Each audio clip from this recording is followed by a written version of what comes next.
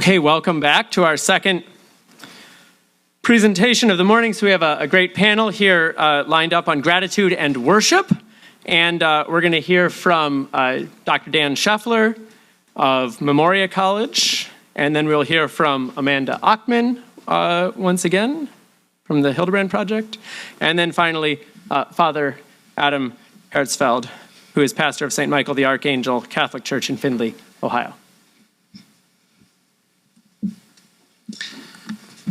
Hi.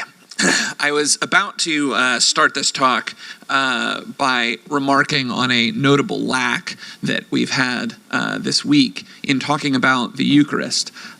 People have commented that the word Eucharist means gratitude, but I find it notable that, if we're going to spend a week talking about gratitude as Catholics, seems like the Eucharist should be front and center. But Mark corrected that right before. With I think the best talk I've heard all week.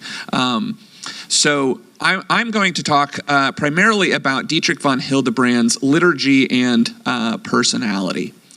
And I want to speak about the fundamental disposition of gratitude that we ought to have for receiving from God the gift of who we are. It's one thing to have gratitude for external goods that are given to us, which are wonderful, right? And I think as Mark made so beautifully clear, there's this extreme profusion of beautiful gifts all around us. The world is replete with gifts that we are given. But at a deeper level, of course, we couldn't receive any of those gifts if we weren't, right? If first we receive the deepest gift, which is the gift of our own existence and our own identity as a person. So I want to first draw a distinction, following Hildebrand, between person and personality. We're all persons. We all are spiritual creatures. We are all someone rather than something. We are all beings made in the image of God.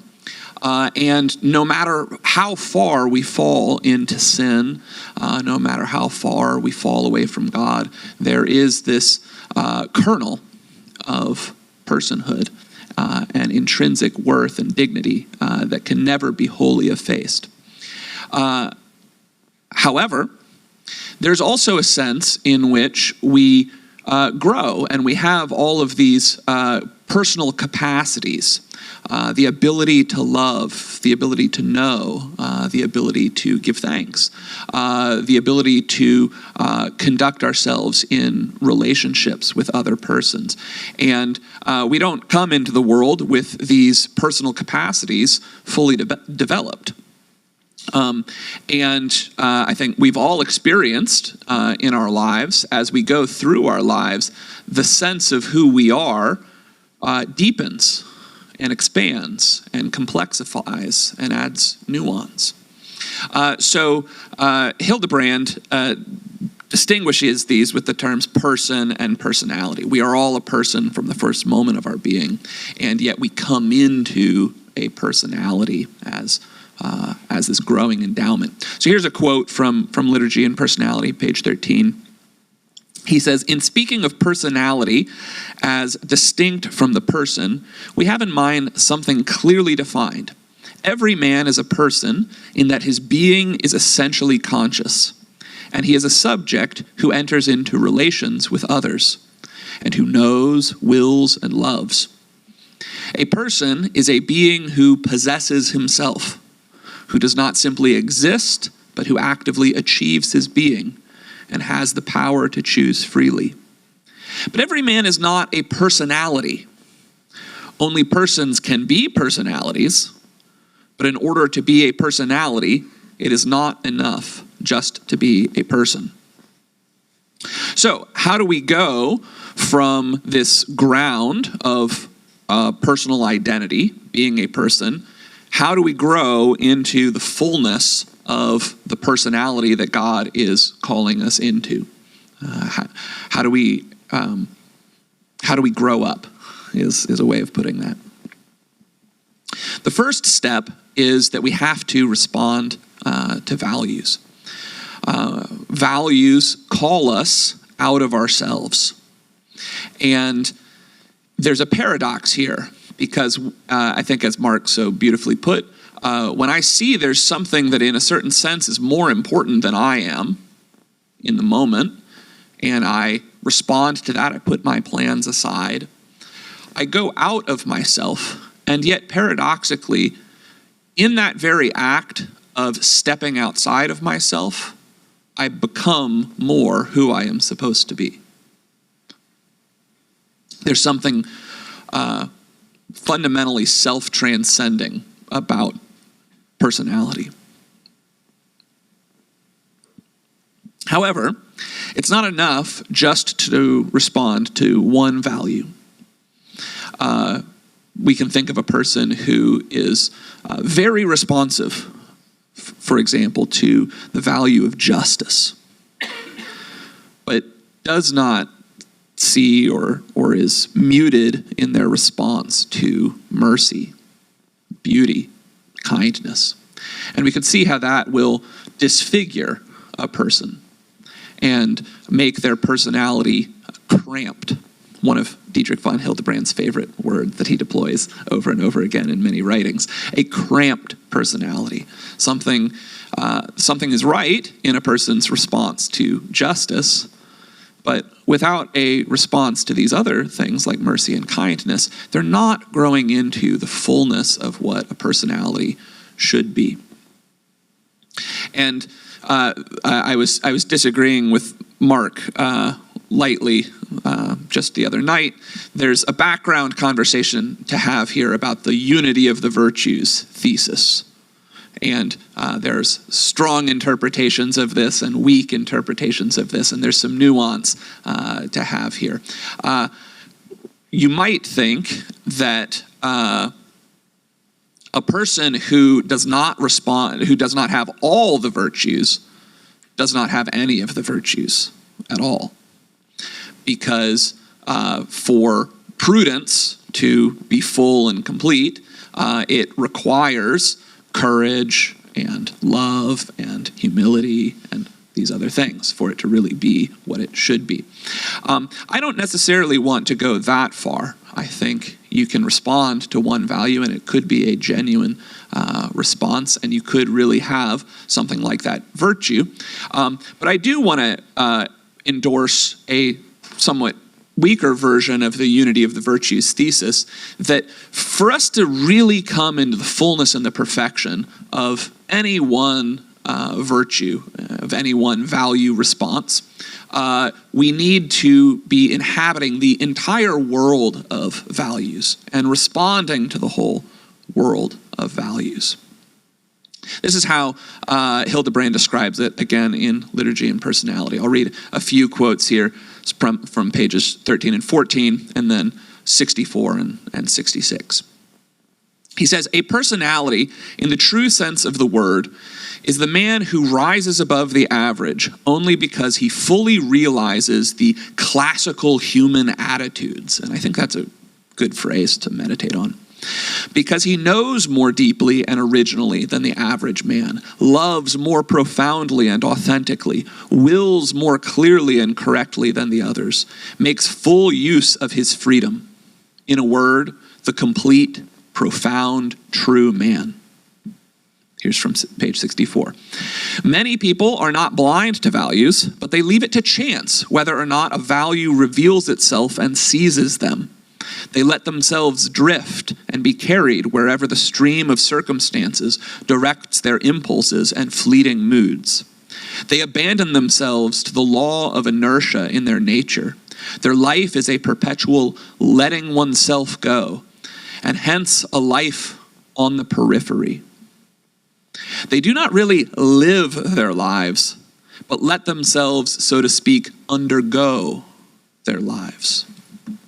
That's a profound difference, and maybe some of you have experienced that difference at different times of your lives. life, the sort of letting your life happen to you, simply undergoing it, going through the motions, versus truly living it as who you are. Being awake, however, is the bearing deeply in mind of the fundamental truths once grasped, and, above all, the truth of the metaphysical situation of man. This is a recurring phrase in Hildebrand, the metaphysical situation of man, standing in the actual objective world replete with values, and most fundamentally before the face of God. Next quote. An entirely new and decisive degree of awakenedness is implied in the moral consciousness which awakes a man to a fundamentally new understanding of the sphere of values and makes him find himself and his own freedom, which allows him to grasp the fact that only the conscious, expressly sanctioned response to value satisfies the demand of the realm of values. So this is a deeply personal act on my part when I respond to values. I am doing it in a conscious way. I'm endorsing it with my will, with my very self. It's not simply something that happens to me. And so in doing so, this is how the paradox is resolved. By going out of myself in value, that's in fact where by going out of myself to respond to the value, that is precisely where I begin my most personal acts and thereby become who I am supposed to be. Now, there's a worry here that if we develop our personality in responding to this objective world of values and standing in the metaphysical situation of man, that we'll all just kind of become the same, right? It's the same world of values for all of us. It's the same God before whom we stand, and if our personality is constituted by a response to it, right, it might stand to reason that we would all just become more and more similar to each other, right? And sometimes we see this in popular culture, this adolescent angst that I want to be different, and I want to be myself, and I want to be unique, right? So how am I going to accomplish that? Well, that requires me to rebel, right? And sort of aggressively assert my own will, because if I follow the rules, then there's this feeling that leads to a homogeneity. Now, when we actually observe what happens, though, precisely the reverse is true, right? All the Hot Topic rebels at the skate park look the same. Right? They have the same haircut. They've got the same, slogans. So they in fact become monoculture in their anti-culture. And here's a quote from Hildebrand on page 19. He says, "Dying to oneself does not, however, mean the giving up of individuality. On the contrary, the more a man becomes another Christ, the more he realizes the original, unduplicable thought of God which he embodies." That's a very profound sentence. I'm going to read it again. On the contrary, the more a man becomes another Christ, the more he realizes the original, unduplicable thought of God which he embodies. There's a passage in Revelation where we learn that each of us has a name written on a little white stone that only God knows. A secret name. And it's precisely by living in response to Christ, by putting on Christ, that we live into that secret name. Now, where does this happen? Okay, this panel on prayer and worship and liturgy. Okay, let's make the turn. It happens most of all in the liturgy of the church. Hildebrand argues that's the title, Liturgy and Personality. Okay, the liturgy is, in a certain way, the school of the church. It is where our mother educates us in how to respond to values, gives us the language to pray, tells us when to kneel and when to stand up and what to do. The church leads us by the hand in how to realize and envision the metaphysical situation of man. Now, the culmination of all this is precisely in the reception of Christ himself, body and blood, soul and divinity in the Eucharist. Here, Christ meets and addresses us in our particularity, giving himself to every cell of our body, transforming us from the inside. It's what Irenaeus of Lyon calls the medicine of immortality. It's no accident that we call, and Christians have called from the very earliest days of the church, this summit of the liturgy the Eucharist, or thanksgiving. For where else could we have gratitude toward God, if not in this moment of meeting God himself in his flesh for our flesh? Christ gives his very self to us in this most intimate way, that our very self might be healed and transfigured. And that's where we receive the gift of who we are. Thank you. All right. Thank you for that. That's beautiful. In my early 20s, the divine librarian, which is one way that I like to refer to God, led me to some very good texts that persuaded me that the nature of the person consists in openness to transcendence. But once I was persuaded of that, I started to wonder, what do people open to transcendence actually do every day? What do they eat for breakfast? We all need some exemplars, and so I'm going to introduce you to two of my historical friends, Etty Hillesum and Simone Weil. Etty Hillesum was a Dutch Jewish woman who lived during the Nazi occupation of Amsterdam, and she kept a diary between the ages of 27 and 29, and between the years of 1941 to 1943. She wrote many letters, also from a Nazi transit camp called Westerbork, at which she and Ada Stein actually saw each other briefly, before she threw one final postcard from the train car on which she was deported to Auschwitz. Simone Weil was a French philosopher and activist with a prodigious intellect, combined with a real fascination with manual labor and a concern for the conditions of workers. She also wrote many letters and essays, and she died at the age of just 34, in the same year as Hillesum in 1943. These two have some interesting biographical details in common. They were both young women who died young, who pursued unconventional roles and relationships. Both were Jewish and yet had a significant openness to Christianity. They were philosophically minded, but not professional scholars. They wrote with a kind of speculative confidence, but were not dogmatists. They were extremely well studied and not well published. And both were more focused on self-examination than on self-expression.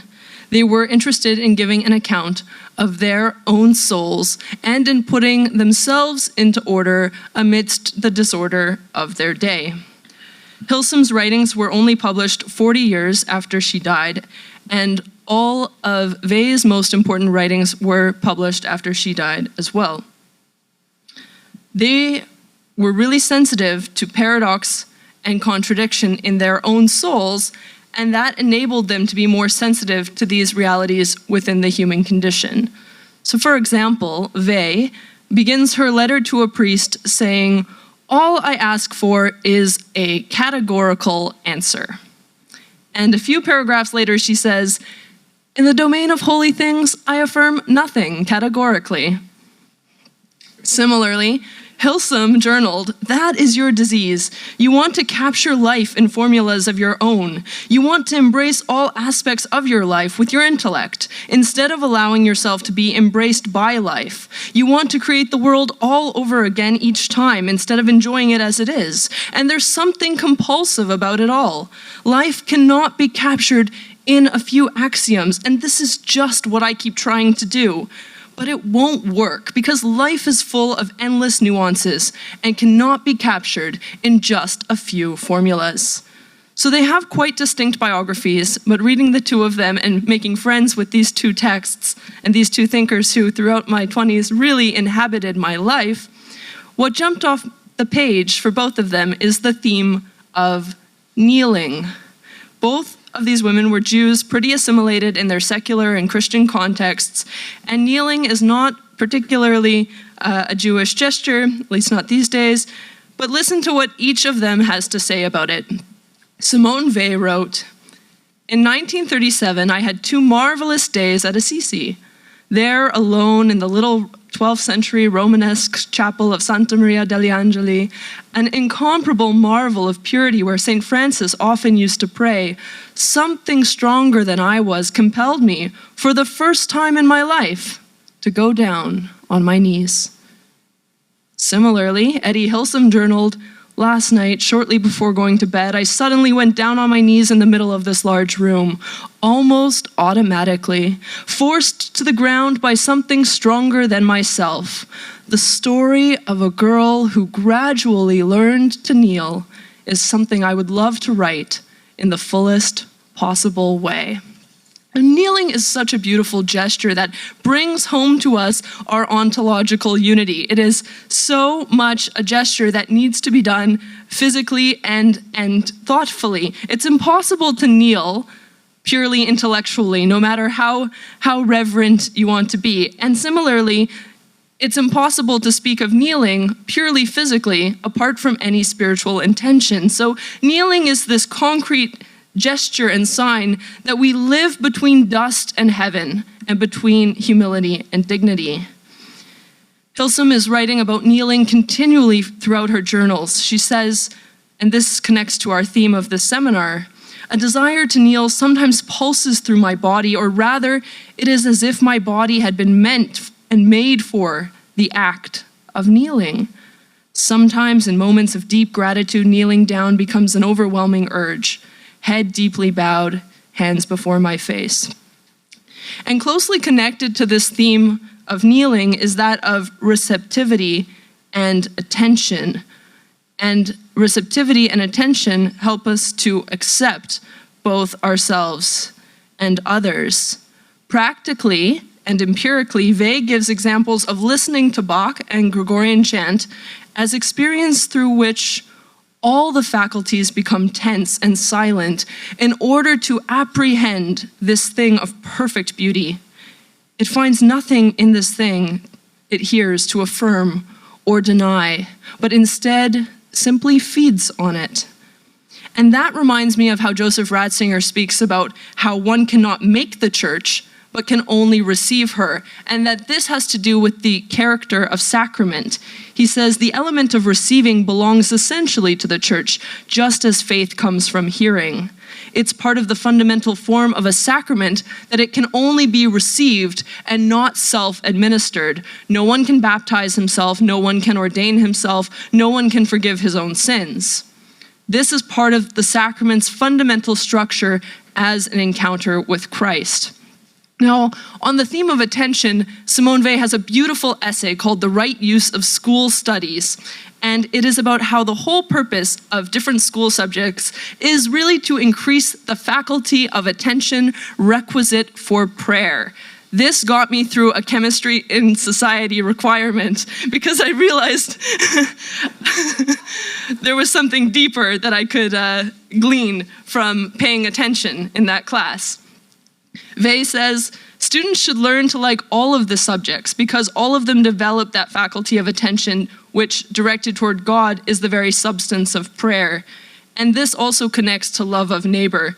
Listen to these beautiful lines at the end of her essay on school studies. connecting very much to our earlier sessions throughout this week. She insists, those who are unhappy have no need for anything in this world but people capable of giving them their attention. The capacity to give one's attention to a sufferer is a very rare and difficult thing. It is almost a miracle. It is a miracle. Nearly all those who think they have this capacity do not possess it. Warmth of heart, impulsiveness, pity are not enough. The love of our neighbor in all its fullness simply means being able to say to him, "What are you going through?" For this reason, it is enough, but it is indispensable to know how to look at him in a certain way. This way of looking is, first of all, attentive. So in addition to learning to kneel and learning to receive, I'm going to briefly add a third, and that is learning to rejoice. I was discussing with Professor Crosby last night how I've been thinking for years about how we have so many words for envy and resentment and coveting, and we have few words for their opposite. That spiritual attitude that is its opposite is evoked, I think, in the most pronounced way in the three parables in Luke 15. This conveys the antidote to resentment, the lines, "Rejoice with me." So let's put ourselves into the scene. And with the humility befitting minor characters relative to the protagonists in these parables, imagine that we are rejoicing with the woman who has found her coin, rejoicing with the man whose son is back, and rejoicing with the man whose sheep is found. The nobility of soul demanded of these minor characters is not insignificant, but it is something that we do need to work to cultivate.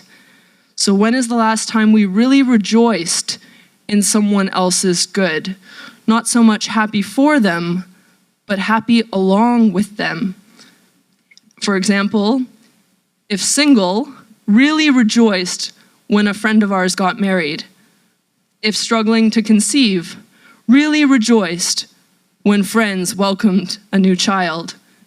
If unemployed, really rejoiced with someone as they celebrated a promotion. These are challenging dispositions and spiritual attitudes to cultivate, but they are possible, and they are the concrete realization of that kind of magnanimous gratitude to which we are called. And the saints and other great souls, by their splendor and their witness, give some kind of reproach and admonishment to us. But we are able to bear their superiority through our reverence cultivated by kneeling, through our receptivity cultivated by putting ourselves in circumstances that summon and elicit our admiration and attention, and our rejoicing cultivated by practicing thanking God for the good, the success, and the happiness of others. With God's help and one another's help, may we learn to kneel, learn to receive, and learn to rejoice.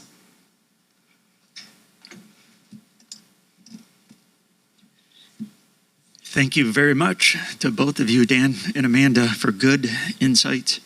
I'm always looking for material to use in my bulletin articles and homilies, so I jotted a number of notes down. Well, the sacred liturgy, it presents something to us that is a duty in the preface of the Mass. It is truly right and just, our duty and our salvation, always and everywhere, to give you thanks. To give God thanks is an obligation which must be fulfilled always and everywhere, and not just occasionally. From this fact, a seeming tension arises between that which is required and that which is possible. How is it possible to give thanks to God always and everywhere? So we're blessed. I don't know what material was distributed to the whole group, but at least I was blessed to get a presentation that von Hildebrand gave in 1958 on this particular portion of the Mass, the preface. So in one of the paragraphs there, von Hildebrand recognizes the imperative, the duty to always and everywhere give thanks to God, and discusses it. So in addressing the word ecum, translated as duty in the current missal, although if you're looking for a literal translation of ecum, it wouldn't actually come out as duty. It has to be seen in a broader context.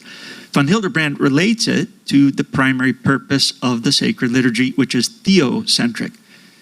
So he says, the first response of the creature, before there is anything of our welfare, the first theme is God, which of course, if you, in Liturgy and Personality, read his own introduction to it, he makes that point really well. So I understand him to mean with this that we are obliged to thank God first and foremost simply for who God is in himself, for his very existence. And then, additionally, von Hildebrand admits that there's a place for thanking God for what he has done for us, for our salvation, just as it is in the preface. So with respect to either motive, however, the giving thanks is a duty, it must be done. Now, as said earlier, this thanking is not an act which ought to be done only once. Rather, it is to be done always and everywhere, something von Hildebrand then comments upon. He says, and you can sort of hear his enthusiasm in the text, always, everywhere, our entire life should be filled, penetrated by this thanking. But I have to admit, to the average believer, in which category I fall, this may seem like an impossible task. So I propose that we can find at least two ways within von Hildebrand's thought for us to fulfill our obligation to thank God always and everywhere. I know the broader tradition gives its own, explanation for how we might be able to do this, but these two are particularly, I think, insights with von Hildebrand. So the first way has to do with his distinction between the actual and the super-actual. And the second way has to do with our participation in the mystical body of Christ, which is the church. So first, the actual and the super-actual. In his Ethics, von Hildebrand points out that certain responses have an existence beyond being actually and consciously experienced. This characteristic of a response he calls super-actual. The example von Hildebrand uses is love. So he describes how our love for a person obviously does not cease to exist whenever we are forced to focus our attention on other objects. We're always in love. While love is his primary example, though he does list other responses that have a super-actual character to them, and in particular even, he lists gratitude. In his presentation on the preface of the Mass, this talk given in 1958, von Hildebrand highlights the link between our love for God and our gratitude towards him.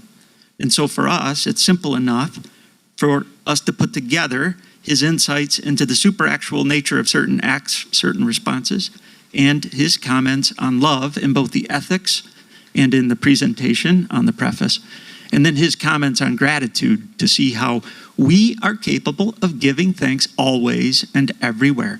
Always, as in every moment of our life, and everywhere, as in every place that we find ourselves. Our gratitude does not cease to exist simply because it is not at every moment being consciously and actually experienced by us. Like love, it has a super-actual character. But I think there's still a problem here. As noble as this response may be, I think its super-actual aspect, it's still inadequate when compared to such great things as God's self-gift to us in love and his gift of salvation. It seems that a response is more perfect, more fully what it is meant to be when it is actual as opposed to being merely super-actual. For these great gifts, it seems that only the fullest response is sufficient. So how can we participate in that? I propose that von Hildebrand's thought supports a second way in which we give thanks to God always and everywhere, a way that is a response of even greater fullness than the response which is occasionally hidden, or maybe even often hidden, within the superactual. Indeed, I think that von Hildebrand would insist that the second way is what gives the first way its true adequacy. The second way is more mystical, is necessarily communal, but it is nonetheless still personal to us as individuals. And it is then our participation in the mystical body of Christ. So in his presentation on the preface of the Mass, and in particular in his discussion of the Sursum Corda and the Gratias Agamus Domino Deo Nostro, von Hildebrand implies that our individual act of giving thanks to God is united with that of Christ and his mystical body, the Church. Of course, we can only see this implication if we understand that the act of thanksgiving, which is the Mass, is intrinsically tied to the act of perfect sacrifice that only the God-man can give. Only Christ, the Son, gives adequate thanks to God, the Father, just as he only can adequately give sacrifice to God, the Father. And therefore, our individual thanks are adequate only insofar as we are incorporated into Christ. So such incorporation is our participation in his mystical body, which is the Church. Our goal, therefore, of a true lifting up of our hearts is helped by the voice of the Holy Church. The lifting up of our hearts, our full value response to God, which includes our response of thanksgiving, is accepted by God because of the will of our intention and because we are supported by the entire Corpus Christi Mysticum by the Holy Church, because we speak it with the Holy Church in the Holy Church. And so I believe that von Hildebrand, his thought supports the idea that incorporation, our incorporation into the Church, fills out and completes our duty to give thanks to God always and everywhere. The Church, as Christ's mystical body, with Christ himself as her head, is always and everywhere actualizing her gratitude to God, and our personal response of thanksgiving as individuals incorporated into the Church is thus elevated and made more perfect.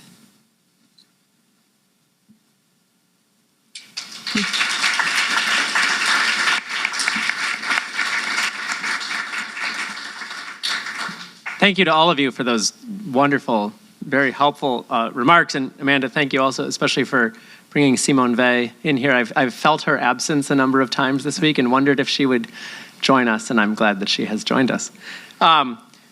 And as I do, I will ask the first question, and then you all raise your hands, and I'll bring you the microphone, or someone else will. So I want to ask about this super-actual attitude, and I want to connect it to some of the things, Dan and Amanda, that you talked about.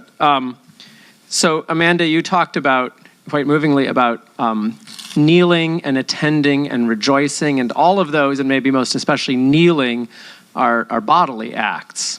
And I think we have, as body-soul composites, we want to manifest our interior attitudes, and we're oriented to manifest our interior attitudes in our bodily attitudes. And Dan, you talked about how the Eucharist transforms every cell of our body, right? We're receiving Christ's flesh into our flesh. And so I'm wondering if this super-actual attitude of all these super-actual gratitude and worship and so forth before God, is there a way in which we can super-actually, that is at all times, manifest these in our bodies? Hildebrand talks about how certain super-actual attitudes manifest themselves in our bodies. Like if I'm in love, you will see it on my face and hear it in my voice even when I'm talking about other things. So is there a way in which we can super-actually live gratitude to God always and everywhere in our bodies? So there's the joke from George Orwell, right? That at the age of 50, every man has the face that he deserves. Right. So I think there's a two-way street here.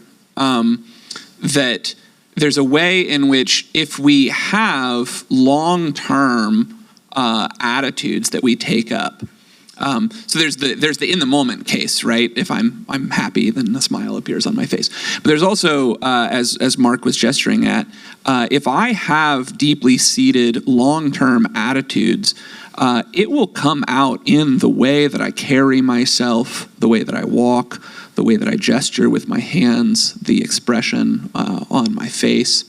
But this is a two-way street, of course, as well, because by training ourselves and by choosing, for example, to smile more, it works backwards into our interior disposition as well. In terms of goodness bringing out what's distinct about each of us, and the opposite, that evil is what turns us into an amorphous blob. Solzhenitsyn, in some of his reflections in the Russian prison camps, Soviet prison camps, he says he can remember even, spending 2 hours with one fellow in a passing cell when there was something noble they shared. But he says he spent 3 weeks every night with the captain of state security, Yezhapov, torturing him, trying to get him to confess to what he hadn't done. And he says he can't remember one thing distinctive about Yezhapov, just a vague feeling of foul rot and putrefaction, but nothing distinct. And I think that's the real truth. That's a gift for you. Thank you. Can I add to that? Would you please? When you were asking the question, one of the things that came to mind immediately was Moses and the radiance of his face, which, probably also was not just a natural radiance, but a supernatural radiance. But with the saints, when we, in our iconography, put halos around them, is a similar thing. There's a quote from C.S. Lewis as well, where he says, how boringly similar all the tyrants are, how gloriously distinct are the saints. Yeah, and that also reminds me of Blessed Carlo Acutis, who said that we're all born as originals, but many are dying as photocopies. Mm-hmm. Do we have further questions here or online? Any questions online, Cecilia?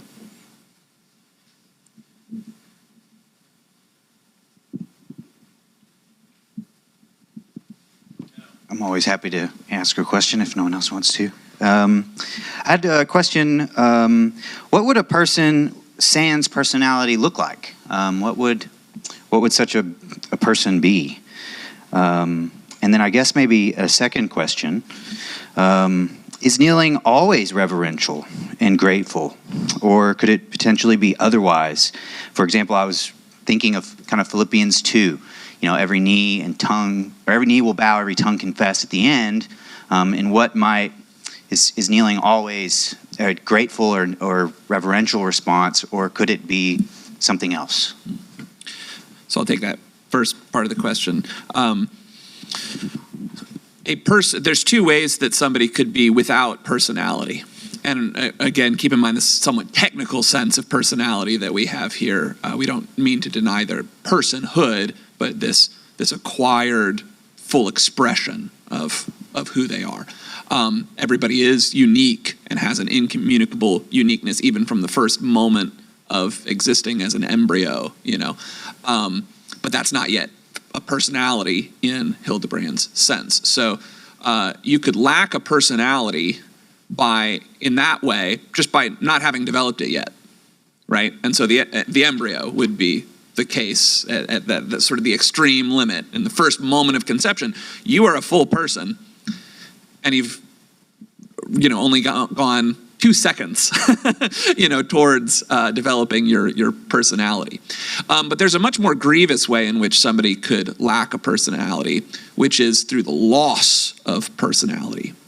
And Hildebrand speaks of being submerged in your passions, and we talked about undergoing your life rather than living it, and the character and what happens as a person more and more comes to be dominated and controlled by passions or by sin. That involves a grievous loss of personality, which is distinct from simply not having developed it yet.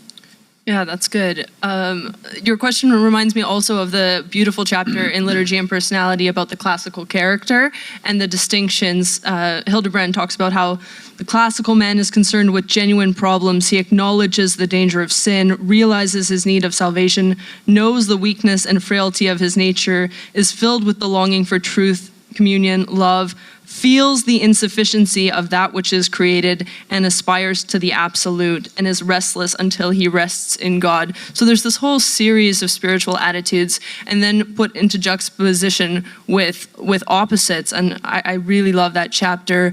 Also about whether kneeling is always kind of appropriate.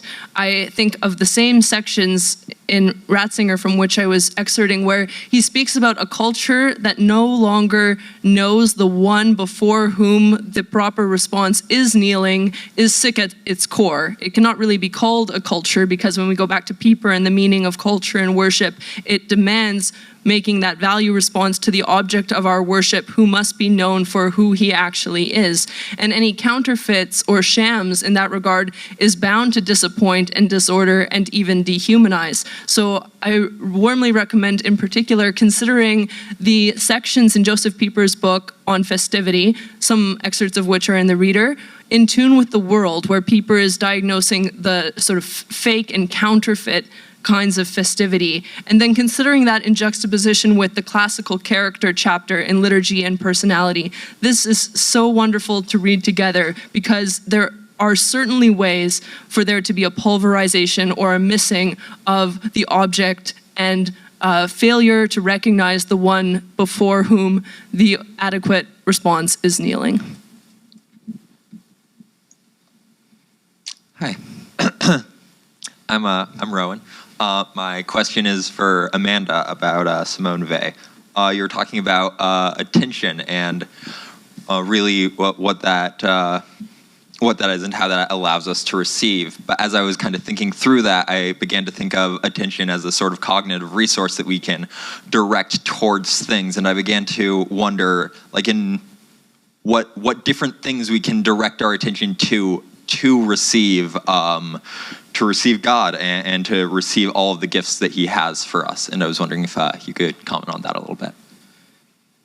Sure. So a couple layers to that. The first, I think, is this admiration. In order to attune ourselves to true values, we put ourselves in that uncomfortable position of seeing the superiority, of feeling our inadequacy, and through reverence, through the only recourse that is love, as has been said, we can bear that exceeding superiority that confronts us and that would make us feel bad about ourselves or inadequate, if not for the love and communion that allows a participation in that excellence which we regard. So training our senses and training our moral intuitions by reverence through admiration. So specifically trying to find things and persons who exceed us, who make us undergo that uncomfortable confrontation that is like moral sandpaper for us and helps to refine us. And then just again, this beautiful idea in Weil's piece about how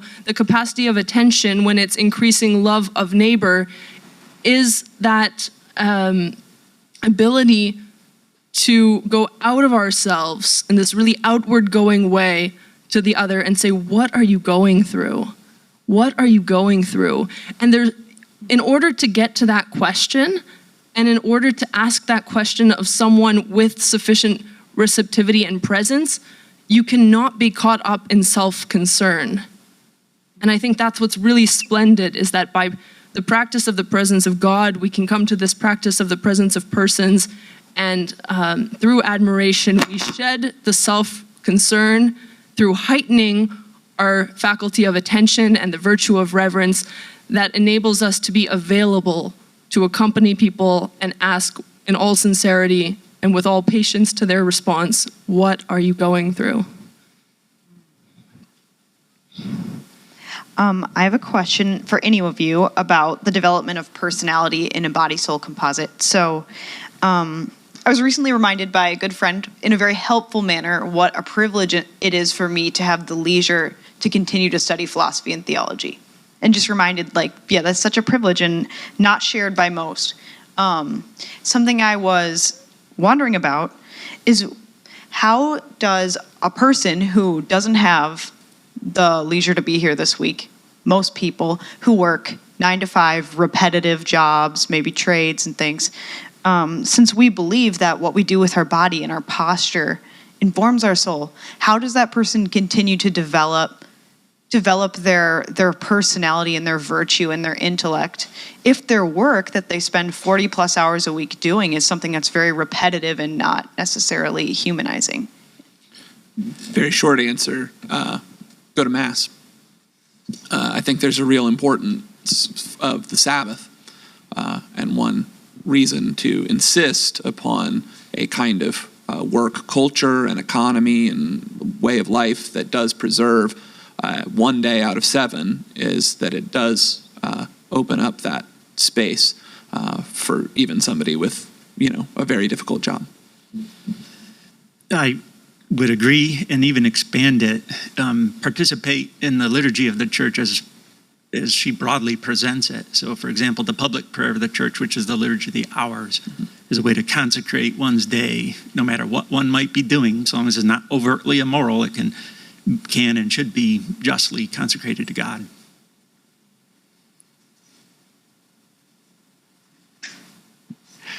So just thinking about some of the things we've heard this week about giving thanks for God and about what you mentioned about worship being so intimately an act of gratitude, and in light of the necessity of God's being as the necessary being, how can we have gratitude for God in his very being, gratitude having to do with free gifts, while God is also a necessary being? Is there conflict there, or is there some reconstrual that we need to do to make sense of that?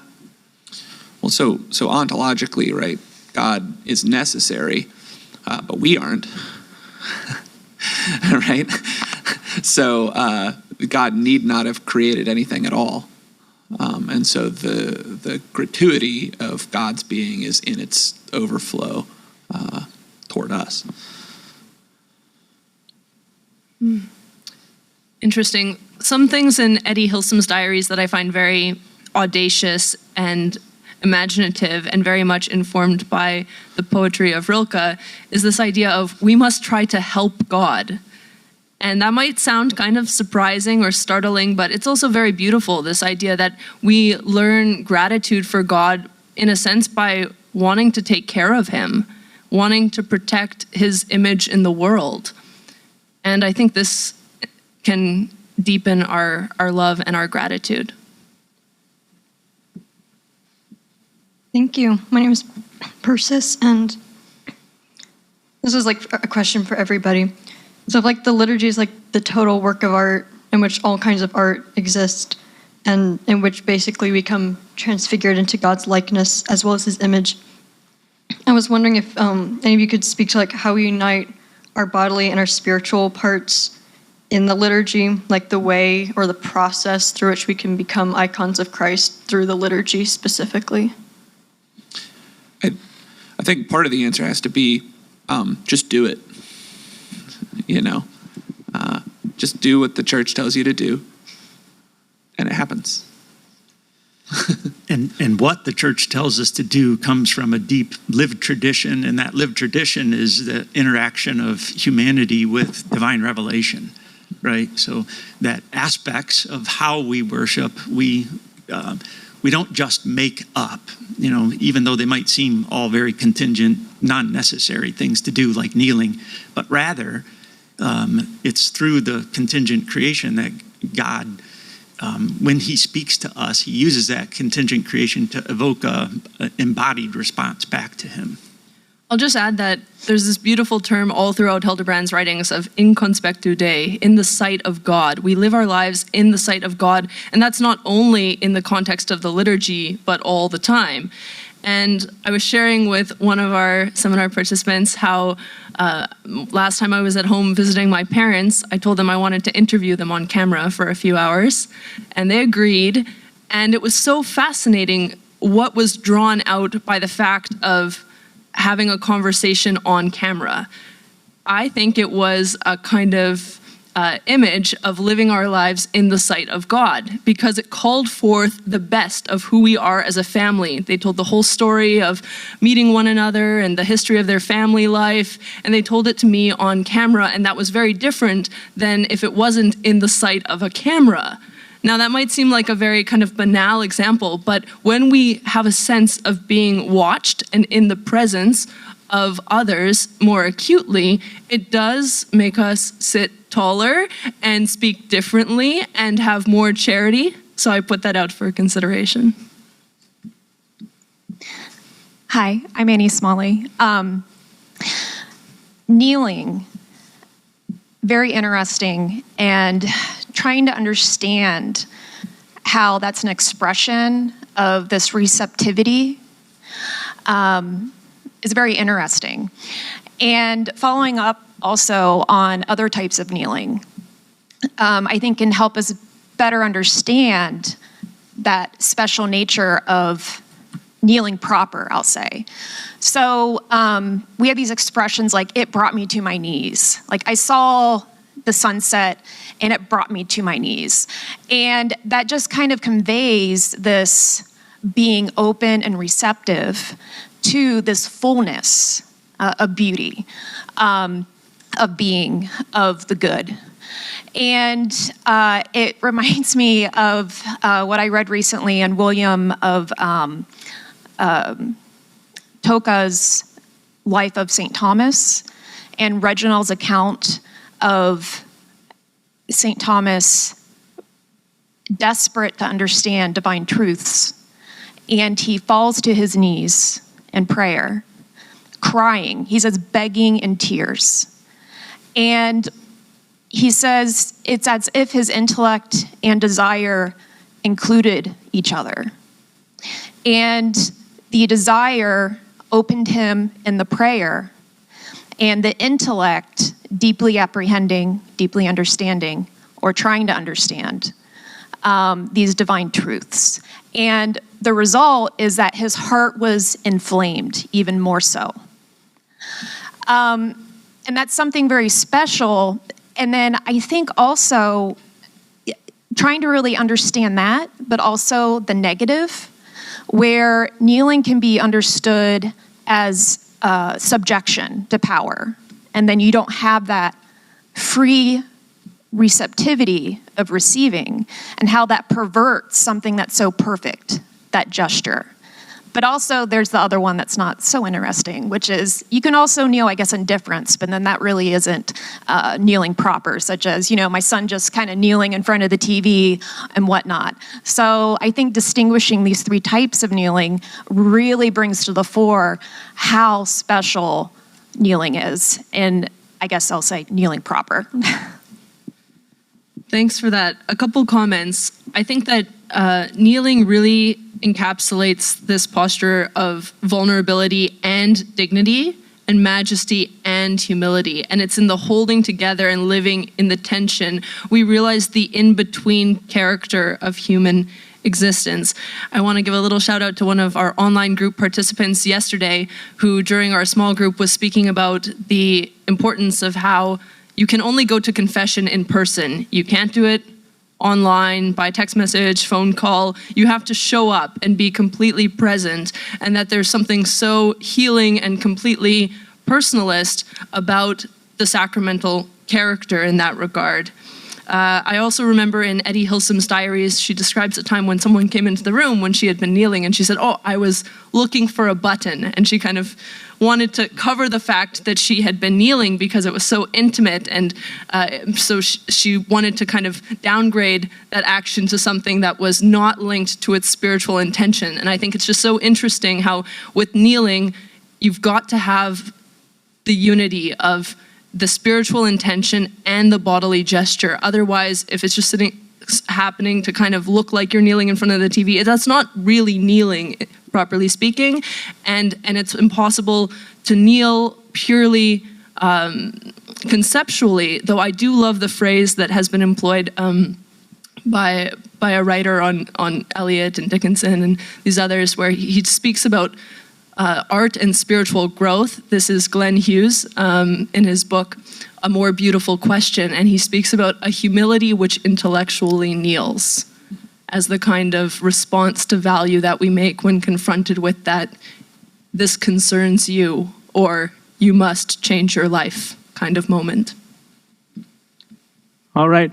Unfortunately, we have to bring this to a close. Let's thank our speakers one more time.